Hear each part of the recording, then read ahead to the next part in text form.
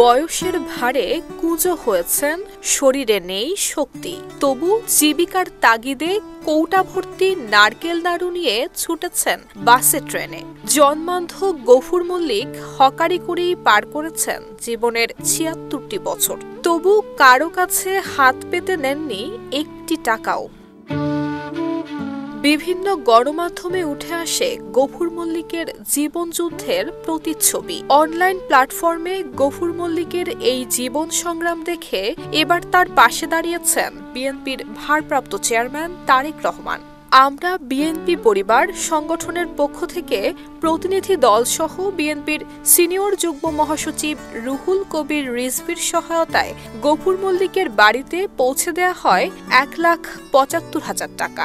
আমরা এখানে কোনো মিছিল করতে আসিনি, এখানে কোনো নির্বাচনী প্রচারণায় আসেনি, একেবারে মানবিক তাগিদে আমরা এখানে এসেছি।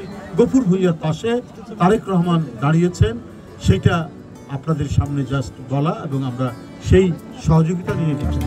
আর ট্রেনে বাসে নাড়ু বিক্রি নয়, তারেক রহমানের দেয়া আর্থিক সহায়তায় বাড়িতে বসেই ব্যবসা করতে চান গফুর মল্লিক। জমি কিনতে চান, যেতে চান বিভিন্ন ওয়াজ মাহফিলে। এই টাকাটা দিছে হলো তারেক রহমান, আল্লাহ তার হুকুম করছে, আল্লাহর হুকুমে সে আমার দিছে।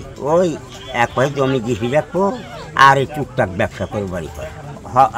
এখন আর একটা কি ট্রেনে একখানে যাবো, কিন্তু মানুষ একখানে ওয়াজ নসিহত যাবো, মানে এই হলো আমার কাম। আর মনোবল হতে হয় স্পাদ্রিত। জেরুজালেম ২৫ বছরের পথ চলায় নিরাপদে রাখার প্রত্যয়ে। রাজবাড়ী সদর উপজেলার পাচুরিয়া ইউনিয়নের খোলাবাড়িয়া গ্রামের গফুর মল্লিকের কোনো সন্তান নেই। জীবন সংগ্রামে তার পাশে ছিলেন স্ত্রী। তারেক রহমানের পাশাপাশি দেশের বিভিন্ন প্রান্তের মানুষের সহায়তায় এবার বোধহয় দুঃখ ঘুচবে গফুর মল্লিকের।